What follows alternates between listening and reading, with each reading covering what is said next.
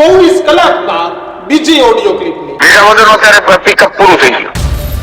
ઉમેદવારો પસંદગીમાં ઘરે જવું પડે છે અને પગે પડીને ઉમેદવાર મારવા. ઓડિયો ક્લિપ મારી જ છે, એમાં કોઈ AI જનરેટેડ નથી. સુદાન ગઢવી પ્રદેશ અધ્યક્ષ હતો તો પણ પગે પડવા માટે જવું પડ્યું તો પગે પડ્યો છું લોકોના. મહત્વની વાત એ છે કે કિશને કીધું ચૂંટણીના કોઈ મુદ્દાઓની એમાં ચર્ચા નથી થતી. ગોપાલ ઇટાલિયા પાસે નથી હેલ્થ રહ્યું, નથી એજ્યુકેશન રહ્યું, એક જ મુદ્દો છે હર્ષ સંઘવી અને પોલીસ. આજે ઈશુદાન ગઢવી, ચેતર કે ગોપાલ ઇટાલિયા માત્રથી કઈ રાજનીતિ આખા ગુજરાત નહીં સંભાળી શકાય.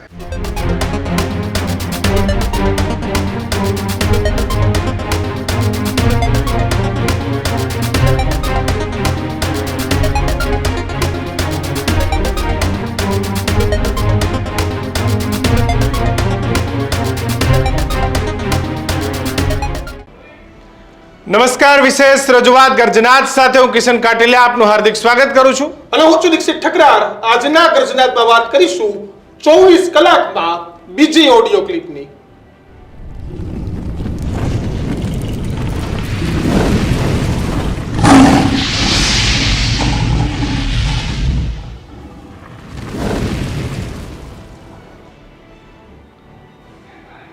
જ્યારે કોઈ પક્ષની બે શખ્સ વચ્ચે થયેલી વાતો એ જ્યારે વાયરલ થવા માંડે ત્યારે તમારે તમારો દુશ્મને ઘરમાં જ ગોતવાની જરૂર છે.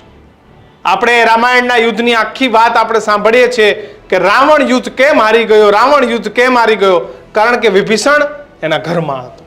આમ આદમી પાર્ટીમાં પણ અત્યારે કંઈક આવું જ ચાલી રહ્યું છે.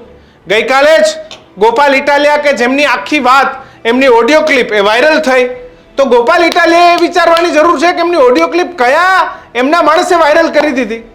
અને 24 કલાક નથી થયા તો બીજી એક ઓડિયો ક્લિપ આમ આદમી પાર્ટીના પ્રદેશ પ્રમુખ ઈશુદાન ગઢવીની વાયરલ થઈ છે અને જેમાં કહી રહ્યા છે કે ભાઈ પગે પડી જાઓ પણ ઉમેદવાર તો ઊભા રાખવા જ પડશે. અને રોજ આવી ઓડિયો અને વિડીયો ઉપરની રાજનીતિ થઈ રહી છે. ગોપાલ ઇટાલિયા કહે છે કે એ વિડીયો બનાવ્યો છે, તો ભાજપમાંથી ને બધા લોકો જવાબ આપે છે ગોપાલ ઇટાલિયાએ આની ફોરેન્સિક કરાવવી જોઈએ, તપાસની માંગ કેમ નથી કરતા. વાત ગોપાલ ઇટાલિયાએ પહેલા એ એમના ઘરે આવેલા જે પોલીસનું જે કોર્ટ દ્વારા આવેલું જે કાગળ હતો તો એને એની માતા સાથે સરખાવ્યું, માતાને પોલીસ હેરાન કરવા આવી હતી, પોલીસે એનો જવાબ કર્યો. એટલે આ ચૂંટણી કઈ તરફ જઈ રહી છે ભાઈ? પાણી, ગટર, લાઇટ, વીજળી, શિક્ષણ, આરોગ્ય, આ મુદ્દા ક્યાં છે ભાઈ? આપણે આ ગુજરાતને આ બધું કરવાનું છે? આપણે એઆઈના વિડીયો, એઆઈના ઓડિયો, ભાઈ લોકોને ક્યારે સારું શિક્ષણ મળશે, ક્યારે પ્રાથમિક સુવિધાઓ મળશે, આ વિષય પર ચૂંટણી થવી જોઈએ. કેવા કેવા લોકોને આમ આદમી પાર્ટીમાં જોડવા, એના ઉપર ચર્ચાઓ થાય. આપવાળા ભાજપના તોડે, ભાજપવાળા આપના તોડે, કોંગ્રેસવાળા બંનેના તોડે. શું આ ગુજરાતને આપણે પીરસવાનું છે? ઓડિયો ક્લિપ, એઆઈની ઓડિયો ક્લિપ. ભાઈ આ પ્રકારનું તમે જુઠ્ઠાણાઓ ફેલાવો છો તો જનતાનું ક્યારે સારું થશે દીક્ષિત? એટલે મહત્વની વાત એ છે કે કિશને કીધું ચૂંટણીના કોઈ મુદ્દાઓની એમાં ચર્ચા નથી થતી. ચૂંટણીના ક્યાંય વાત નથી. બિલકુલ નહીં. ભારતીય જનતા પાર્ટી છેલ્લા 3 દિવસથી સતત બેઠકો અને આમ આદમી પાર્ટી એટલે કે ગોપાલ ઇટાલિયા પાસે એક જ મુદ્દો છે કિશન. હવે નથી પ્રાથમિક શિક્ષણ નથી રહ્યું ગોપાલ ઇટાલિયા પાસે, નથી હેલ્થ રહ્યું, નથી એજ્યુકેશન રહ્યું, એક જ મુદ્દો છે હર્ષ સંઘવી અને પોલીસ. પોલીસ અને હર્ષ સંઘવી સવારથી ઉઠી એક જ કાર્યક્રમ. હું નથી કહેતો તમારે ના બોલવું જોઈએ, બોલવું જ જોઈએ, પણ આમ આદમી પાર્ટીના ગોપાલ ઇટાલિયા ઈ ગમે ત્યાં જઈને તો 4 જણા વિડીયો ચાલુ રાખી જાય. કાલ ઘરે આવડો મોટો કાંડ છે. અને મને બીજું એ થાય, અને મને બીજું એ થાય આટલી પોલીસ નવરી હશે, આટલા વિપક્ષના કેટલા બધા નેતા છે, બધું એ ખાલી ગોપાલ ઇટાલિયાને જ હેરાન કરવા જતી છે. આ પાછા ઈશુદાન ગઢવી, તમે એક વાત જોરદાર જોવા, આમ આદમી પાર્ટીમાંથી બીજા કોઈ નેતા જ નથી. શું ભાઈ? રાજુ કરપડા, હેમંત ખવા ધારાસભ્ય છે, ગોપાલ ઇટાલિયા ધારાસભ્ય છે, અન્ય ગારિયાધારથી ધારાસભ્ય છે સુધીર વાઘાણી. આ કોઈને પ્રશ્ન જ નથી. રાજુ કરપડા ખાલી ગોપાલ ઇટાલિયા વિશે જ બોલે. પાછા ઈશુદાન ગઢવી એવું કે ભાઈ આ બેન પર્સનલ વાંધો તો મારે કાંઈ વાંધો નતો. બોલો. એટલે તમે વિચાર કરો, કોઈ એક જ વ્યક્તિની વિરુદ્ધ એટલો મોટો મુદ્દો થાય પછી તમે બધા કોમેન્ટ મારશો કે ભાઈ તમે વેચાઈ ગયા, નામ થઈ ગયા, પણ તમારે વિચારવાની જરૂર છે કે ઈશુદાન ભાઈ એવું નથી કહેતા કે રાજુ કરપડા ખોટો હતો. અને આજે ઈશુદાન ભાઈની ઓડિયો ક્લિપે આવી ગઈ. હેમંત ખવાય એવું નથી કહેતા કે રાજુ કરપડાનો વાક હતો. તમે વિચાર તો કરો કે આમ આદમી પાર્ટીને ગોપાલભાઈ સિવાયના કોઈ નેતા તો કેવા જોઈએ ને પાછા. ઈ પહેલા આજે કેમ ચર્ચા કરીએ છીએ ગઈકાલની ને આજની બે ઓડિયો ક્લિપ છે, મારે તમને બે સંભળાવી છે. પ્રદીપ, આ બંને ઓડિયો ક્લિપ કઢાવીને રાખજો. પણ પહેલા ઓડિયો ક્લિપ આપણે સાંભળવી છે નવી. 30 સેકન્ડની ઈશુદાન ગઢવીની ઓડિયો ક્લિપમાં શું વાત છે? નયન, પહેલા એ ઓડિયો ક્લિપ સંભળાવો. એટલે કોઈ પણ લોકો આરસ ન કરે. વિસાવદરનું અત્યારે પિકઅપ પૂરું થઈ ગયું. એટલે મહેરબાની કરીને તાલુકા જિલ્લામાં તમે તમારું પરફોર્મ બતાવો. ઉમેદવારો પસંદગીમાં ઘરે જવું પડે છે અને પગે પડીને ઉમેદવાર બહાર આવો. એટલે તમે તાત્કાલિક ધોરણે તમે મીટિંગો ચાલુ કરી દો ભાઈ. બીજા કોઈ કઈ સવાલ નહીં? વિશુદાનભાઈ બરોબર છે, આપણે કહ્યું એમ બરોબર છે. ઉમેદવારો પસંદગીમાં ઘરે જવું પડે છે અને પગે પડીને ઉમેદવાર બહાર આવો. વિશુદાન ગઢવી પ્રદેશ અધ્યક્ષ હતો તો પણ પગે પડવા માટે જવું પડે તો પગે પડ્યો છું લોકોના. એટલે કોઈ પણ લોકો આરસ ન કરે. વિસાવદરનું અત્યારે પિકઅપ પૂરું થઈ ગયું. એટલે મહેરબાની કરીને તાલુકા જિલ્લામાં તમે તમારું પરફોર્મ બતાવો. ઉમેદવારો પસંદગીમાં ઘરે જવું પડે છે અને પગે પડીને ઉમેદવાર બહાર આવો. એટલે તમે તાત્કાલિક ધોરણે તમે મીટિંગો ચાલુ કરી દો ભાઈ. બીજા કોઈ કઈ સવાલ નહીં? વિશુદાનભાઈ બરોબર છે, આપણે કહ્યું એમ બરોબર છે. ઉમેદવારો પસંદગીમાં ઘરે જવું પડે છે અને પગે પડીને ઉમેદવાર બહાર આવો. વિશુદાન ગઢવી પ્રદેશ અધ્યક્ષ હતો તો પણ પગે પડવા માટે જવું પડે તો પગે પડ્યો છું લોકોના. એટલે કોઈ પણ લોકો આરસ ન કરે. વિસાવદરનું અત્યારે પિકઅપ પૂરું થઈ ગયું. એટલે મહેરબાની કરીને તાલુકા જિલ્લામાં તમે તમારું પરફોર્મ બતાવો. ઉમેદવારો પસંદગીમાં ઘરે જવું પડે છે અને પગે પડીને ઉમેદવાર બહાર આવો. એટલે તમે તાત્કાલિક ધોરણે તમે મીટિંગો ચાલુ કરી દો ભાઈ. બીજા કોઈ કઈ સવાલ નહીં? વિશુદાનભાઈ બરોબર છે, આપણે કહ્યું એમ બરોબર છે. ઉમેદવારો પસંદગીમાં ઘરે જવું પડે છે અને પગે પડીને ઉમેદવાર બહાર આવો. વિશુદાન ગઢવી પ્રદેશ અધ્યક્ષ હતો તો પણ પગે પડવા માટે જવું પડે તો પગે પડ્યો છું લોકોના. એટલે કોઈ પણ લોકો આરસ ન કરે. વિસાવદરનું અત્યારે પિકઅપ પૂરું થઈ ગયું. એટલે મહેરબાની કરીને તાલુકા જિલ્લામાં તમે તમારું પરફોર્મ બતાવો. ઉમેદવારો પસંદગીમાં ઘરે જવું પડે છે અને પગે પડીને ઉમેદવાર બહાર આવો. એટલે તમે તાત્કાલિક ધોરણે તમે મીટિંગો ચાલુ કરી દો ભાઈ. બીજા કોઈ કઈ સવાલ નહીં? વિશુદાનભાઈ બરોબર છે, આપણે કહ્યું એમ બરોબર છે. ઉમેદવારો પસંદગીમાં ઘરે જવું પડે છે અને પગે પડીને ઉમેદવાર બહાર આવો. વિશુદાન ગઢવી પ્રદેશ અધ્યક્ષ હતો તો પણ પગે પડવા માટે જવું પડે તો પગે પડ્યો છું લોકોના. એટલે એક વાત બહુ ઇન્ટરેસ્ટિંગ હતી કે વિસાવદરનું પિકઅપ હવે પૂરું થઈ ગયું છે. કે જે માહોલ બન્યો તો આખા ગુજરાતમાં સોશિયલ મીડિયામાં એક જ મુદ્દાનો કાર્યક્રમ હાલતો હતો, વિસાવદરવાળી થશે, વિસાવદરવાળી થશે, વિસાવદરવાળી થશે. પણ અહંકાર અને અભિમાનને કોઈ સ્થાન નથી. કોંગ્રેસ વિસાવદરવાળી કહેતું હતું, કોંગ્રેસ આમ આદમી પાર્ટી વિસાવદરવાળી કહેતું હતું, કોંગ્રેસ નેપાળવાળી કહેતું હતું. એટલે વસ્તુ એવી છે કે તમારા અહંકારથી કાંઈ નહીં. અમે ભાજપ સરકારનો કોઈ બચાવ નથી કરતા. કદાચ ભાજપ સરકારને એવું અભિમાન હોય તો એની ઉતારવું પડે, શબ્દ નહીં. પણ જો કે આખી ઘટનામાં ઈશુદાન ગઢવીની પ્રતિક્રિયા લેવી ખૂબ જરૂરી છે. ઈશુદાનભાઈ, સ્વાગત છે આપનું ન્યૂઝરૂમમાં. જી ઈશુદાનભાઈ, હવે પિકઅપ કેમ આવશે? 24 કલાકની અંદર આ બીજી ઓડિયો ક્લિપ કઈ રીતે તમે જુઓ છો? નહીં, આ ઓડિયો ક્લિપ અત્યારે મેં સાંભળી. આ ઓડિયો ક્લિપ મારી જ છે, એમાં કોઈ AI જનરેટેડ નથી. વાહ, તમને અભિનંદન છે. એક નેતા તરીકે આટલું સ્વીકારવું એ ખૂબ મોટી વાત છે. એમાં જે મારી ભાવના છે એ પણ આપણા ન્યૂઝરૂમના દર્શકોને કહી દઉં કે રાજનીતિ સારા લોકોને મેળવવા માટે, રાજનીતિ કરવા માટે મેં મારા કાર્યકર્તાઓને મીટિંગમાં એવું કીધું હતું કે તમે ઘરે ઘરે જાઓ, સારા લોકોને શોધો ને પગે પડો. આજે ઈશુદાન ગઢવી, ચેતર કે ગોપાલ ઇટાલિયા માત્રથી કઈ રાજનીતિ આખા ગુજરાત નહીં સંભાળી શકાય. તો તાલુકા જિલ્લામાં જે લોકો સારાઓ છે, રાજનીતિ બદલવા નીકળ્યા છે, સારા લોકોને આપણે શોધવા છે. તો સારા લોકો શું છે, ગંદી રાજનીતિ જેમ કરીને આવતા નથી કે આ લોકો આરોપો કરશે, ખોટા ફરિયાદો થશે ને હેરાન થશે ને. તો આવા લોકોને, સારા લોકો, ઘણા લોકોમાં ગુંડા લુખા લપંગાવતા આવે છે, ટિકિટ નથી આપવાની, પણ એ લોકો તો સામેથી પણ આવશે. પણ સારા લોકોને શોધવા માટે મેં બધાને કહ્યું, મારા કાર્યકર્તાઓને, કે જાઓ પગે પડો.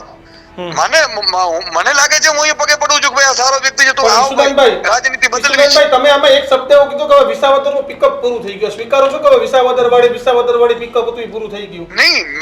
નહીં, એનો કહેવાનું મારું આખું ઓડિયો ક્લિપ તમે જો જોશો તો આમાં મારું ભાવાર્થ એ હતું કે હવે જે વિસાવદરને ટાઈમ થઈ ગયો છે. યસ, હવે આપણે સ્થાનિક સ્વરાજ્યની ચૂંટણીમાં જવાનું છે અને સ્થાનિક સ્વરાજ્યની ચૂંટણી પછી આપણે વિધાનસભામાં જવાનું છે.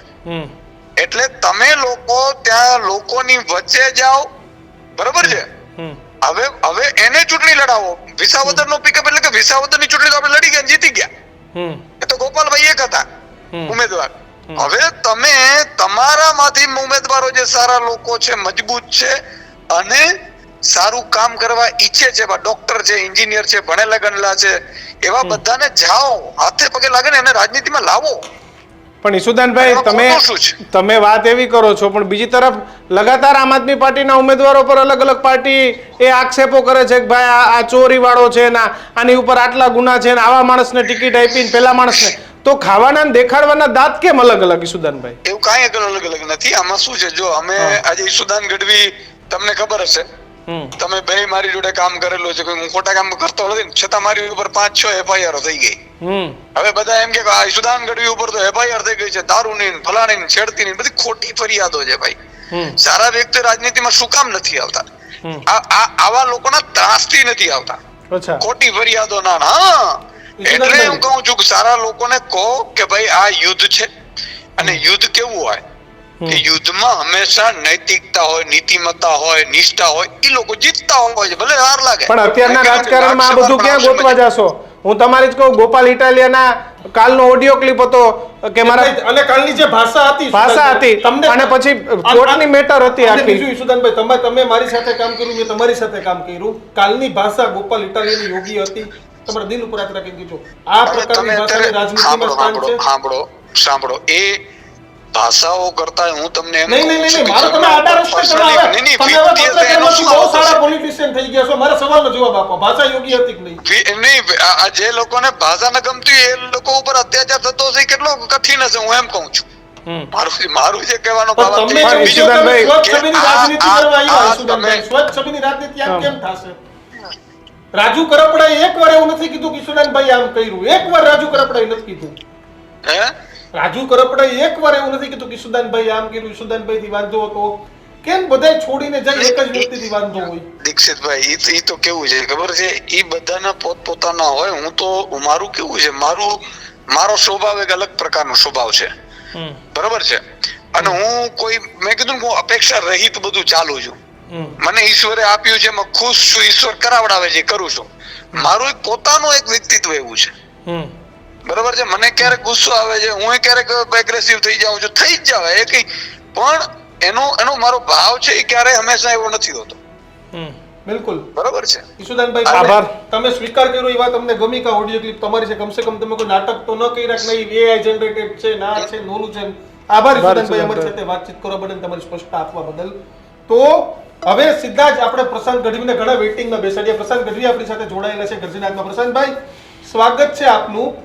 ગોપાલભાઈની ક્લિપ પછી સંભળાવી છે, કારણ કે તમને અમે ઘણા સમયથી રાહ જોડાવ્યા, તો પ્રશાંત ગઢવી બદલે ઈસુદાન ગઢવી વચ્ચે આવી. આ નવી ચૂંટણી છે, આવો ઓડિયો ખેલે. હવે ક્યાંથી ચાલુ, કઈ ક્લિપ થી ચાલુ કરવાની છે? બોલો બે મિત્રો, એટલે આપણે એની પર બે ઓડિયો ક્લિપ છે, બેયમાં તમને મજા આવે નથી, ચાલુ કરો. સારું. ગોપાલ ઇટાલિયા આપણે ગઈકાલથી ચાલુ કરીને રાજુ છે, અને આપણે બીજા નંબરે યસ, ગોપાલ ઇટાલિયાની ક્લિપ. તમે કીધું એમ કે ભાઈ અંદરના કોણ છે, પહેલા તો કે ઓડિયો ક્લિપ વાયરલ કરે છે, પણ એથી વિશેષ પેલું જુઓ કે ગોપાલભાઈને કોકે ફોન કરી દીધો કે આવી રીતે પોલીસ કામ કરજો.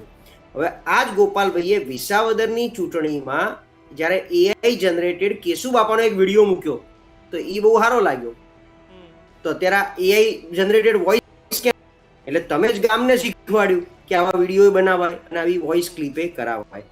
મૂળ વાત એ છે કે જેમ તમે કીધું એમ કે હવે ગોપાલભાઈ ધારાસભ્ય થયા, નવા હતા ત્યારે મુદ્દા બહુ જ સારા ઉપાડ્યા વિસાવદરના, એ પેલા બેલાના, દબાણના, બીજા, ત્રીજા.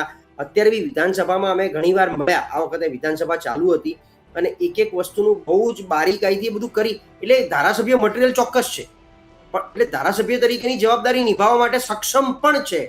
પણ એની સાથે જે બીજું બધું કરી રહ્યા છે, ખાસ કરીને એક જ વ્યક્તિ પર સતત હર્ષ સંઘવી, 8 પાસ, આ બધું ક્યાંક ને ક્યાંક એમની છબી બીજી કોઈ રીતે જે ઉશ્કેરણી છે એમાં ખપવી નાખે છે.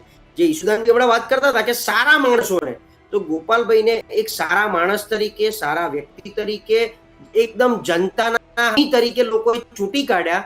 તો તમારે એક અલગ પ્રકારનું વર્તન પણ તમારામાં આવવું જોઈએ રાજકારણી તરીકે, જે ધારાસભ્ય બન્યા પછી પાછા મૂળ રાજકારણી જેવા થઈ ગયા, જે લોકો હોય છે એ જ ગંદી રાજનીતિ, એ જ બેફામ આક્ષેપ પ્રતિ આક્ષેપ કરવા. એટલે ક્યાંક ને ક્યાંક બીજું કે ગુજરાત રાજ્યમાં હર્ષ સંઘવી કે ડ્રગ્સ સિવાયના 1000 મુદ્દા છે રાજનીતિ કરવાના. એ તમારા જ વિસ્તારમાં, આજે વિસાવદર વિસ્તારે તમને સ્વીકાર જનપ્રતિનિધિ તરીકે, તો તમે એની કરો. અત્યારે વિસાવદર તાલુકા પંચાયત બી આવવાની છે, ઘણી બધી નગરપાલિકા પણ આવવાની છે તમારા ત્યાંથી.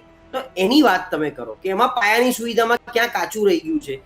જે બદલાવની રાજનીતિની તમે વાત કરો છો વાળી, લાગે છે આપણને સૌને ખાલી સ્ક્રીન પૂરતી રહી જાય છે, સ્ક્રીન પૂરતી સારી લાગે છે.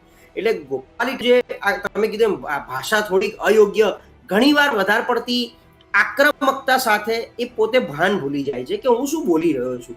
અને રાજનીતિમાં એટલે એવું નથી કે ગાળથી જ સંબોધવો, તમારો કટ્ટર હરીફ કે એને નીચો સાબિત કરવો.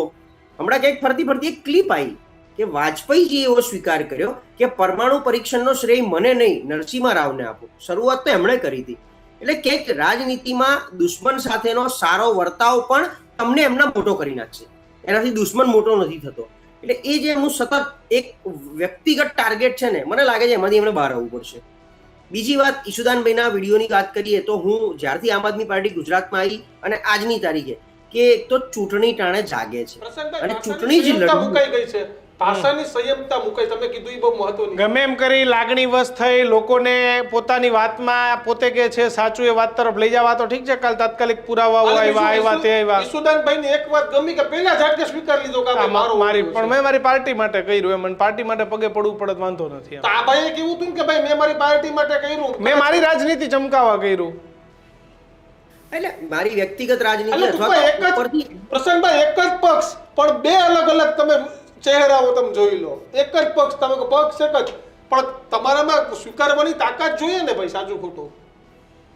બિલકુલ. બીજું બે તમે કીધું એક જ પક્ષના બે અલગ અલગ વ્યક્તિ હોય. ઈશુદાનભાઈ ઉંમરને આધારે એક બહુ પીઢ રાજકારણી, હજી પીઢ રાજકારણી નથી થયા પણ વ્યક્તિ તો પીઢ છે. એટલે કદાચ કે કેવી રાજનીતિ કરવી એ રીતે ગોપાલ ઇટાલિયાની પોતાની ઉંમર બી તમે જોવા રીતે કે પેલું થઈ ગયા કે બાળક થતા ધારાસભ્ય, એટલે એમને એવું છે કે હું આક્રમકતા બતાવીશ અત્યારે. અને અત્યારમાં ક્યાંક ભારતીય જનતા પાર્ટી પ્રત્યેની જે નારાજગી છે એ વધુ પડતું આક્રમકતાથી તમે નારાજગી લોકોને બતાવશો ને તો મને લોકો તરત સ્વીકાર કરી લેશે. બીજું, હું આક્રમક થઈ જાઉં, હું અને આગળ જઈને ગુજરાતમાં આમ આદમી પાર્ટીને કંઈક સફળતા મળશે તો એનો બધો શ્રેય મને મળી જશે અને હું મુખ્યમંત્રી થઈ જઈશ આમ આદમી પાર્ટીમાંથી. ફૂલ ટાર્ગેટ આ લોકોનો બીજા બધાનો, એટલે કોઈ બી વ્યક્તિને મુખ્યમંત્રી થવું હોય, નવી પાર્ટી હોય એમાં નવા 3 વ્યક્તિઓ. આજે આમ આદમી પાર્ટી 2013માં જ્યારે બની તો 4 વ્યક્તિ હતા. સાંભળીએ, દર્શકોને સંભળાવીએ ગઈકાલની.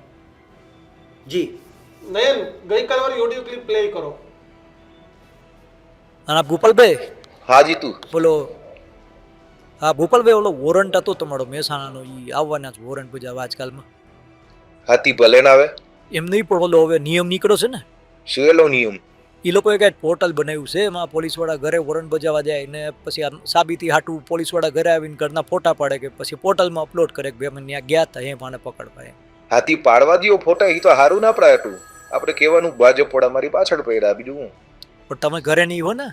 હા પણ માજી તો મળશે ને, આપણે કેવા થાય ને કે મારી માને હેરાન કરે છે આ લોકો. એમ નહીં, એ તો મૂક ને ભાઈ, હું સમજી ગયો. એમાં કે ફાટી ન પડવાનું હોય, એ પોલીસ વાળાને આવવા દો, બાકી હું જોઈ લઈશ પછી. પોલીસ વાળાને આવવા દો, હું જોઈ લઈશ, એમાં કઈ ફાટી ન પડવાનું હોય. પ્રશાંતભાઈ, એટલે મૂળ કેટલો બધો એમને ઓવર કોન્ફિડન્સ કેવો, એમનો જુસ્સો કેટલો બધો એમ. કારણ કે એક તો પોતે ધારાસભ્ય થઈ ગયા છે, સામે રહ્યા હોત પાર્ટીના સંગઠનના કોઈ વ્યક્તિ હોત તો કદાચ એમને પોતાને ભીની પડી જાત, પણ હવે પોતે ધારાસભ્ય થઈ ગયા અને એમાં બી એમણે કીધું ને કે મૂક ને ભાઈ, તો બધું હું જોઈ લઈશ. એટલે એનો મતલબ બહુ ક્લિયર છે, હું ક્યાંક ને ક્યાંક આમાં મોટો થઈ રહ્યો છું. એટલે સમન્સ, હવે આ સમન્સ વાળી વાત હતી. સમન્સમાં ક્યાંક ભૂતકાળમાં જ્યાં ત્યાં મુદતમાં હાજર ના રહ્યા હોય અને સમન્સ પાઠવવા આવે એટલે એમને એનો મતલબ કે મુદતમાં ક્યાંક હાજર રહ્યા નહીં, સમન્સ આપવા આવે તો એની એક પ્રક્રિયા છે. હું તમને એક ઉદાહરણ આપું. પ્રશાંતભાઈ, આ તો એવું થયું ને કે આફતને કેમ અવસરમાં પરિવર્તિત કરવો એમ. બિલકુલ બિલકુલ. કોઈ આફત આવે કેવી રીતે અવસર બનાવી દેવો પ્રજાની માટે, કેવી રીતે વોટ માટે. આ પોલીસને બદનામ કરવાનું એક કેવું કાવતરું ઘડવાનો પ્રયત્ન કર્યો ગોપાલભાઈ મારા બહુ સારા મિત્ર છે, અમે બે ભેટીને જ મળીએ છીએ કાયમ. હું એક ઉદાહરણ આપું. અમારા વટવા પોલીસ સ્ટેશનમાં પીઆઈ હતા કુલદીપભાઈ ગઢવી. કિશનભાઈ તમે બી ઓળખો છો, દીક્ષિતભાઈ. યસ. એમને એક બુટલેકરને અથવા તો 302 ટાઈપના, એટલે બહુ જ આમ જેને કહેવાય ને કે એકદમ નામી ગુંડો, અને એ ઘરે એની ઉપર કે જે કંઈ એફઆઈઆર થઈ હશે ને એ હાથમાં નહોતા આવતા, એટલે સમન્સ બજાવવા પોલીસ સ્ટેશનમાંથી કોન્સ્ટેબલ એમના ઘરે ગયા અને એમણે એ જે કંઈ તડીપાર હતો, ગુંડો હતો, એની મા સાથે થોડું વર્તન અણછાતું કર્યું. એટલે કુલદીપભાઈ ગઢવી પીઆઈએ પોતે ત્યાંથી એમના કોન્સ્ટેબલને ખખડાયા કે ભાઈ એમના કુટુંબી વ્યક્તિઓનો આમાં કોઈ વાંક નથી, એમની સાથે વાણી વર્તનમાં તમારે સહેજ બી ચૂક નહીં થવી જોઈએ, એમનો તો રિસ્પેક્ટફુલી જ વાત કરવાની તમારે. જો એ વ્યક્તિ મળી ગઈ હોય સમન્સ પાઠવતા અને તમે એની જોડે અણછાતું વર્તન કરશો તો ચાલશે, પણ એની મા જોડે આવું નહીં કરી શકાય. એટલે ગોપાલભાઈ એવું માથે કેમ ઓઢી લીધું કે ભાઈ આમ આવશે ને મારી મા જોડે અણછાતું વર્તન કર્યું હતું કે કરશે, કારણ કે હજી તો ફોન જ આવ્યો હતો, સમન્સ પાઠવવા તો જતા નહોતા રહ્યા. એટલે પોલીસને તમે આટલી બધી પેલી માની લેવાની કે ભાઈ આવશે એટલે સીધું આમ નેગેટિવથી જ વાત કરશે અથવા તો ક્યાંક ને ક્યાંક ધાક ધમકીથી જ વાત કરશે. પોલીસ બી એક મિત્રતા ભાવે, એક સેવાના ભાવે અને એમનું કામ બજાવવાના કામથી ફરજ બજાવવાના ભાગથી આવી રહ્યા છે. એ કંઈ તમારી મધરની જોડે બીજું કંઈ, એટલે મને હજી એવી નથી ખબર કે ત્યાં શું એમણે વર્તન કર્યું એવું કે આપણે આ મુદ્દો આટલો બધો હાઇલાઇટ થઈ ગયો કે મારી માને હેરાન કરી. એટલે જેમ રાહુલ ગાંધી લાઈનમાં ઉભા રહે નોટબંધીમાં, નરેન્દ્ર મોદી પણ કંઈક પોતાની મધર વિશેનું એક તમે કીધું આફતમાં અવસર, આ બધું જે તે વખતે ચાલ્યું હતું. એટલે બધા એવું થાય કે ક્યાંક ને ક્યાંક મારા ફેમિલી મેમ્બરમાંથી જો મને એક હાઇટ મળી જાય, આ પોલિટિકલ હાઇટ પકડવા માટેનો એક પ્રયત્ન હોય છે. એ મને લાગે છે એ જ અહીંયા ક્લિયર કટ દેખાઈ આવે છે.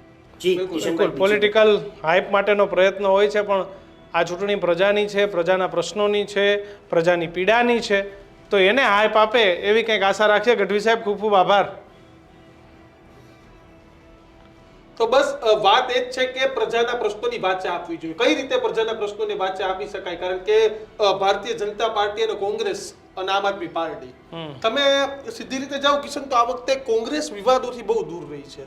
મલ્લિકાર્જુન ખડગેનો એક આવ્યો, પણ કોંગ્રેસમાં એવું છે કે વિવાદ હંમેશા દિલ્હીથી આવે. ગુજરાત કોંગ્રેસની ક્યારેય કોઈ વિવાદ નથી આવતો, બહારથી આવી જાય છે વિવાદ. 58 માં મણિશંકર અય્યર, ત્યારે મલ્લિકાર્જુન ખડગે ચૂંટણીઓમાં થઈ જ જાય છે. આજે માફી માંગી લીધી અને કહી દીધું કે ભાઈ મારા ટોના નતો, પણ જે શબ્દો બોલ્યા તેનાથી દરેક ગુજરાતીનું લોહી ઉકળી જાય, એમાં તો પણ બે મત નહીં. કારણ કે હું ગુજરાતી છું ને મને ગુજરાતી હોવાનો ગર્વ 1,00,000% હોય. બિલકુલ. અને કોઈ પણ દેશની દુનિયાની કોઈ પણ ભૂમિ પર હોઈએ, ગુજરાતી હોવાનો ગૌરવ આપણે સૌને હોવો જ જોઈએ. કે જ્યાં જ્યાં વસે ગુજરાતી ત્યાં સદાકાળ ગુજરાત, અને એ જ માટે છે. એટલે કે કોંગ્રેસની જે એ વિવાદ રહ્યો આ વખતે કિશન ટિકિટ વહેંચણી, બીજું મને કોંગ્રેસ કાર્યને કિશન વિધાનસભા હોય, લોકસભા હોય કે સ્થાનિક સ્વરાજ, પોલીસ મૂકવી સમજાતું એ નથી કે આપણે નવી રાજનીતિની વાત કરીએ, આપણે એ બીજા દેશોના ઉદાહરણોને ટાંકીએ કે ત્યાં કોઈ નેતા એ રિટાયર્ડ થાય એટલે સીધો એ ત્યાંની જે પોતાનું કામ કરતો એ કામ કરવા માંડે. એક ઉદાહરણ મને ભાવનગરના મેયરનું હમણાં જોવા મળ્યું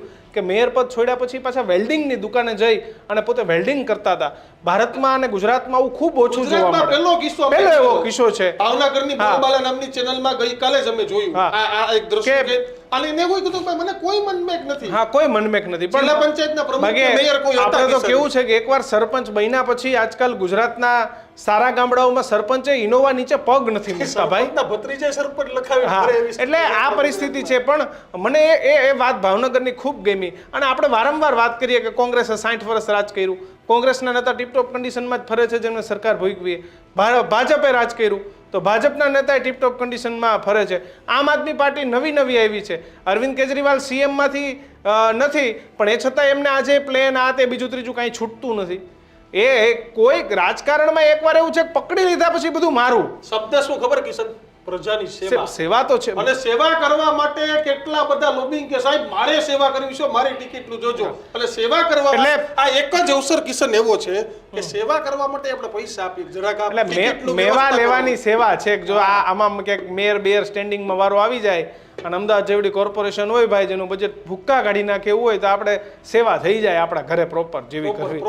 એટલે આમાં મારું એટલે મારો અંતરનો ભાવ એ હતો કે ભાજપ હોય ના સૌથી જૂની પાર્ટી કોંગ્રેસ હોય કે આમ આદમી પાર્ટી નવી પાર્ટી હોય, આ ત્રણેયમાં ક્યાંય કોઈ ફરક નથી કે ભાઈ આ કે આ. એ એકવાર રાજકારણ કર્યું એટલે બધાને રાજકારણ જ કરવાનું છે. એટલે આપણે એવું જે ડિફરન્ટ માનતા હોય કે ના આ ડિફરન્ટ રાજનીતિમાં છે, ના કોઈને બધાને મેળ આવે તો કુટુંબના નામે રાજનીતિ કરી લેવી છે, માના નામે રડી લેવું છે, પ્રજાના ઉપર એકવાર હાલી જવું છે, કિશન, ગમે એમ 60 લાગે. વર્ષનો ભાજપ નિયમ લઈ આવી ને હા તો એક ખોડ ચૂંટણીનો મોહ છૂટતો નથી. હા, એમાં સેવા કરવી. અને દીક્ષિત બહુ એક સાચી બાબત છે, ખાટલે પડ્યો હશે ને અટણ કોર્પોરેશનની ટિકિટ મળશે તો કાલથી ઊભી બજારે દોડવાનો છે, ભાઈ આપણે લડવાનું છે. આપણે લડવાનું છે. એટલે કોઈ તમારી પછી આવશે તમે જોવો ને કાકા- કોઈ સેવા કરવા નથી આવ્યા ભાઈ. કાકા ભત્રીજા ગયા વખતે અમદાવાદમાં બાપ દીકરો સામે લડતા હતા, કાકા ભત્રીજા લડશે, સાસુ વહુ લડશે, આવા અનેક હજી તો મજાના દ્રશ્યો આપણે એટલે ભાઈ- અને આ જ લોકશાહીની સાચી મજા છે.